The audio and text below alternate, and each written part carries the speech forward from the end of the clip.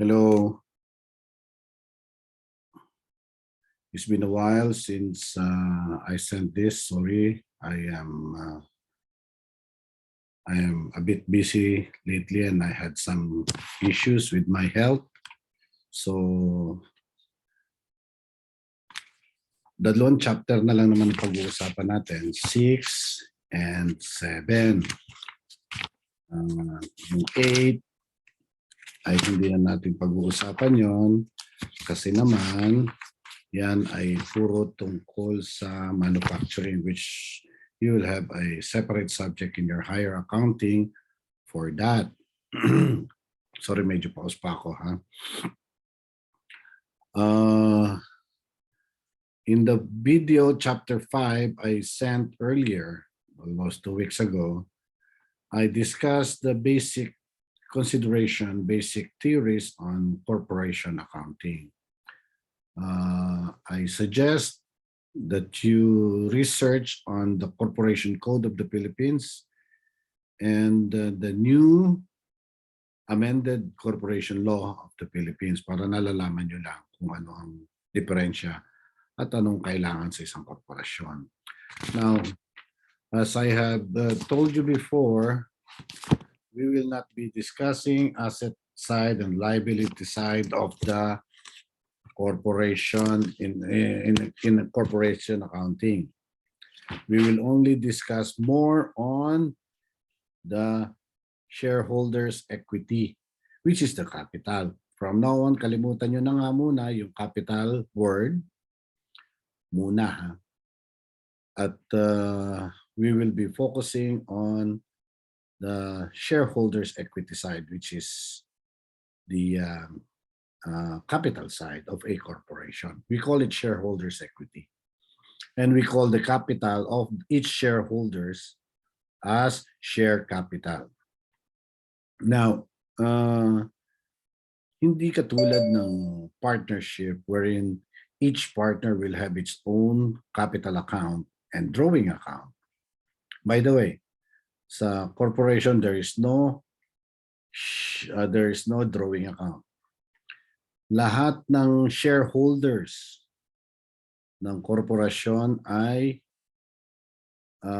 nakalagay lahat yon sa share capital. On page 6-3, you will see a sample of a shareholders equity section of the statement of financial condition or balance sheet of a corporation. Nakalagay doon share capital, and later on we will discuss to you what preference shares and what ordinary shares are, and the share premium, and of course lahat ng kinita the previous year nakalagay sa sa retained earnings. Ang earnings for the year for a corporation ay hindi agad dinidistribute, hindi katulad sa partnership. Why? Simply because it is the board of directors. In the previous chapter, I discussed what the board director is. It is the policy-making body of the corporation. And if they so decide that no division of profits will be given, ganun ang mangyayari. So, lahat ng kinita, kung habang hindi nagbibigay ng what you call this, nagde-declare ng dividends, ay hindi ipimamimigay at nilalagay lang lahat lagi sa retained earnings. As the name implies, retained earnings, inipong kinita. Now, sa korporasyon, hindi lang kasang dinidistribute. Maaring shares. Maaring the board of directors will decide that the dividends, they call it dividends, pag nagbigay ng mga tubo, and they call it dividends, and they can decide na pwedeng stock dividend o share dividend o shares ang pinamimigay. So kung halimbawa meron kang so much stocks o shares of stocks, a certain percent of that will be given to you as dividend. Parang binigyan ka ng pera, tapos dinistribute mo. Ibinili mo rin pala agad ng shares of stock. So what are shares, share capital? Yun nga, shares can be qualified as subscribed and paid up. Yung paid up, ayun na nabayaran na. Yung subscribed shares, yun ang ipinangako mong bibilhin mo. Hindi mo pa nga lang nababayaran. Kasi there are times that the corporation does not need to call on o tumawag ng bayaran ang mga subscribed capital. But since since you promised to pay or to buy those shares, you're under obligation to pay for that later on. What are legal capitals? Capital contributed by shareholders come from the sale of shares of stock. The shares of stock issued are generally referred to as share capital. Legal capital is that portion of the contributed capital on the minimum amount paid in capital. Yun ang legal capital. Kung paano ba lang nababayaran doon sa iyong sinubscribe o ipinangakong bibilhin, yun ang legal capital. Ano naman share premium or additional paid-in capital? Minsan, kung maganda negosyo, yung 10 pisong per share mong par value ay nabebenta ng 11 pesos. Yung piso doon, yun yung premium or paid-in capital in excess of par value. So, pag ang puhunan mo or yung presyo ng share by 10 piso lang at ibinenta mo naman ng 11 pesos, yung piso doon ang tinatawag na share premium. Premium, pinatungan mo pa sapagkat maganda ang presyo ng stocks. Now, there are two basic types of shares. Basic. Share capital is divided into transferable shares of stocks. A share of stocks represent the interest or right of the shareholders as evidenced by the certificate of stock. Pag ikay bumili ng shares, ng isang shares corporation, i-issuehan ka ng certificate of share. That is their proof na ikaw ay merong investment sa korporasyon na yon. Now, what are the basic types of shares? Ordinary and preferred. There are only two basic. Ordinary share, which is a voting share, and preference shares, which is not a voting shares. Kaya nga lang, as the word implies, preference shares, siya ay priority sa pagbibigay ng dividendo. Now, yung ordinary shares ay you can be elected as member of the board. Pag preference shareholders ka lang, hindi ka pwede maging member ng board. Pero pag preference shares ka, prioridad ka sa pagbibigay ng dividendo. So I hope you see the basic difference of that. Now, there are several terms in the share capital which you need to know. Authorized share, issued share capital, subscribed share, and outstanding share capital. Now, what are authorized shares? I hope you have already read this chapter, and I will just give it to you in a very simple explanation. Authorized share. Nung mag-apply ka sa Securities and Exchange Commission to form a corporation, the government or the Securities and through the Securities and Exchange Commission will authorize you to issue a certain number of shares of stocks. Hanggang doon lang ang pwede mong ibenta. Hanggang doon lang ang pwede mong ibenta sa mga possible shareholders. In excess of that, it's illegal na. So, halimbawa, the Securities and Exchange Commission authorized you to issue 1,000 shares at 100 par value. So, presyo ng isa ay 100. So 1,000 times 100 is 100,000. Yun lang ang iyong maximum capital na pwede sa korporasyon. Hindi mo na pwedeng dagdagan yun. Pwede ka naman mangutang sa shareholder. What are the issued share capital? These are the paid and sold, fully paid and sold to the shareholders. Now, what are subscribed shares in capital? These are shares na pinangakuan mong bibilhin coming from the authorized capital. Now, hindi mo pa masasabing shareholder ka na kung ikaw ay subscriber pa lang. Wala ka pa naibibigay, wala ka pa nababayaran doon. So, that's the very reason why you should know the difference between the share capital and the difference between the subscribed and paid up. Yung paid up pa lang ang sinasabi nating legal capital. Kasi makapagbigay ka ng cash. Hindi pwedeng puro pangako, hindi tatakbo negosyo. And what are outstanding share capital? Ito ang issued na ang shares of stocks, certificate of stocks. Kasi pwede mong subscribe, pwede mong nabayaran na.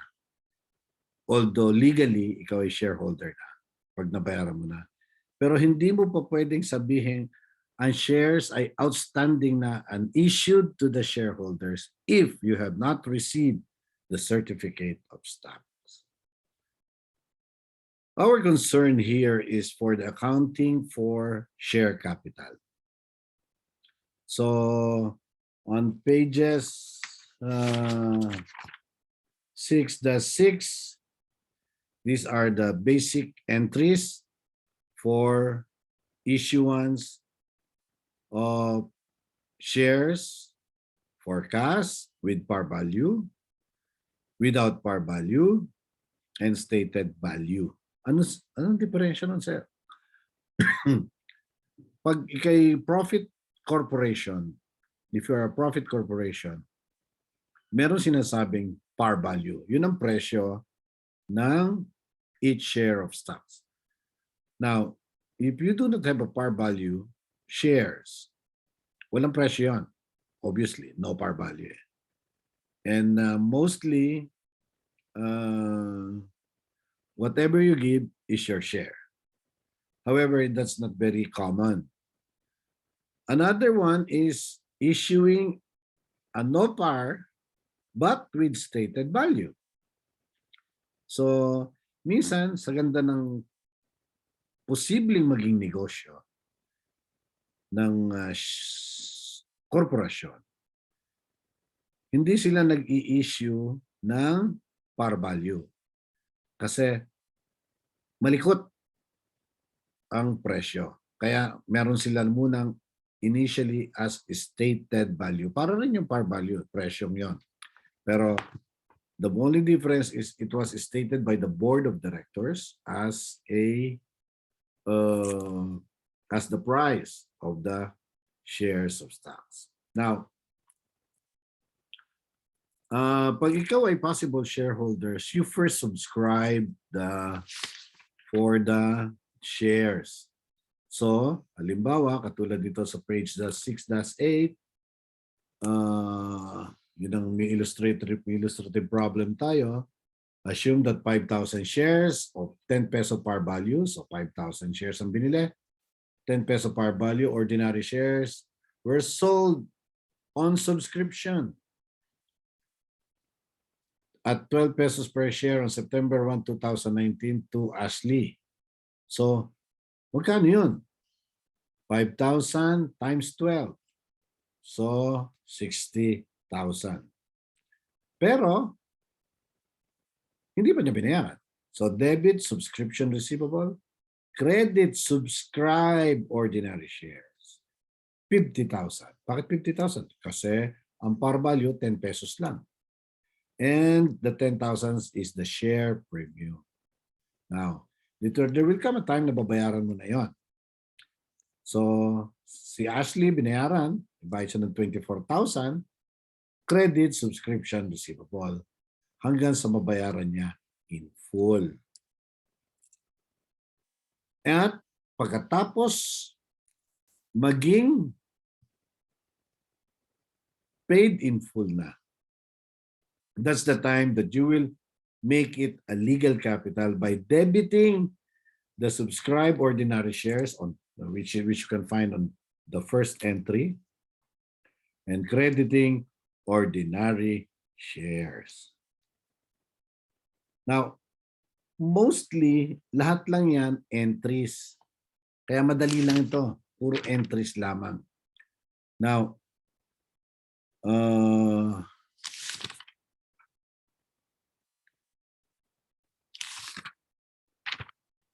I hope you have read it. Now, let's go to page 6-16. There are two methods of accounting for share capital. Ito importante ito. Makikita nyo yan sa mga problems.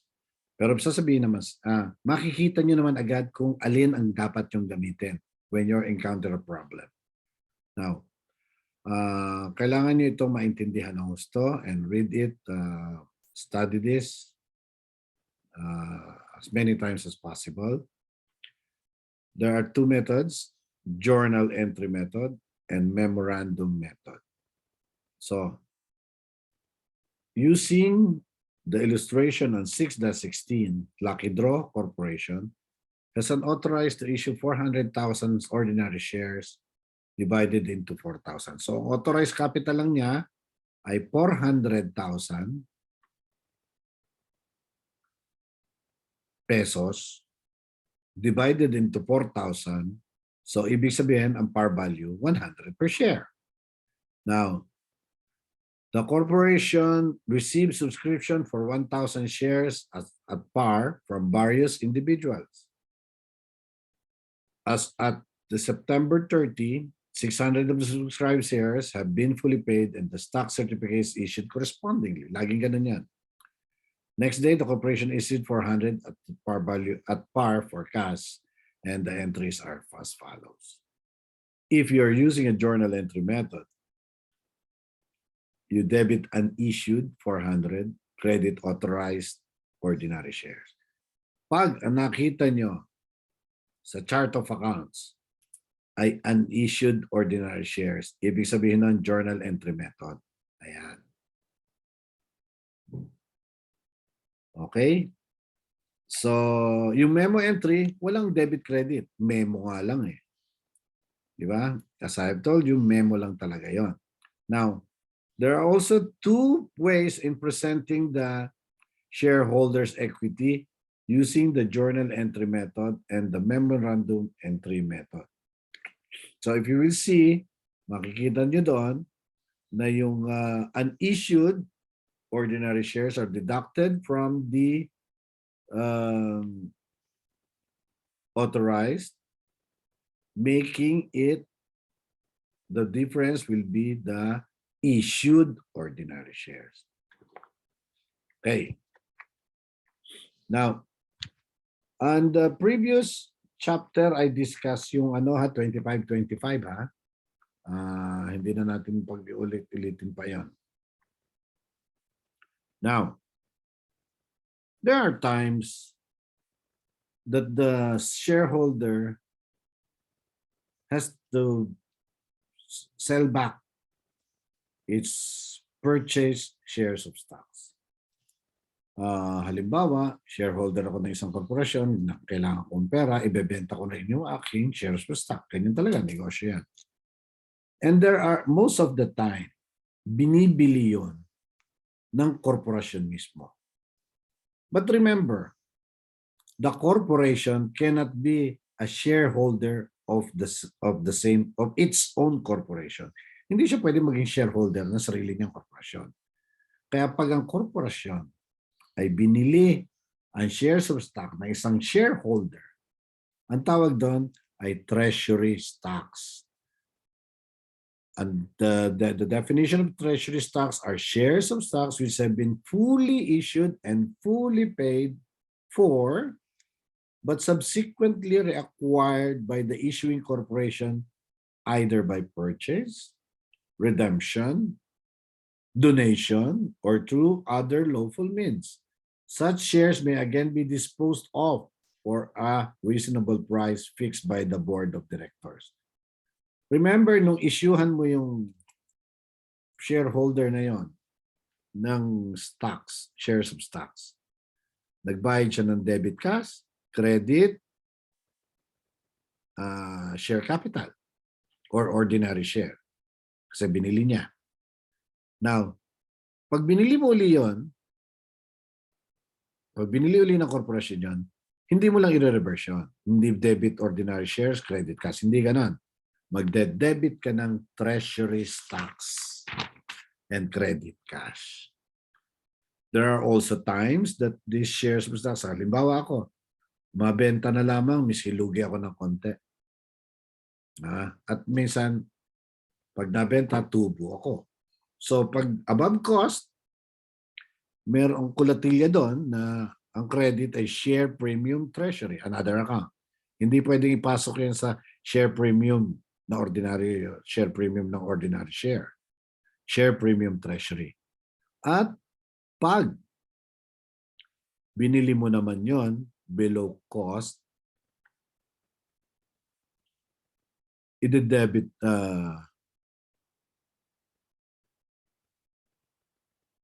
above cost, pag below cost, debit cash. No. What I mean is when you sell it back. Kasi pag,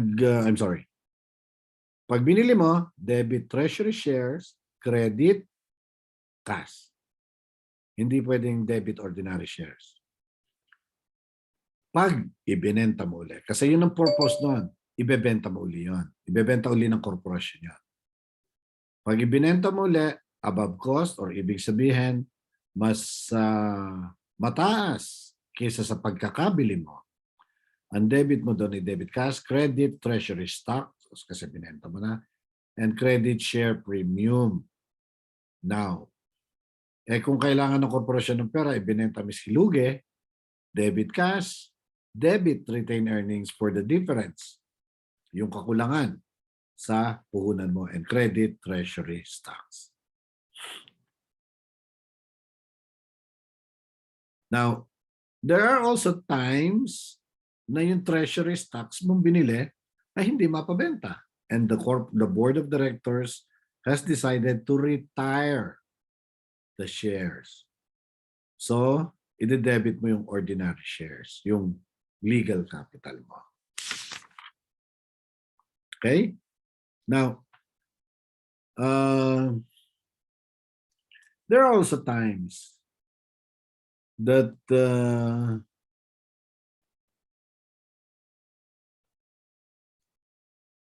a shareholder na mayaman donates donates a certain value, assets of certain value to the corporation.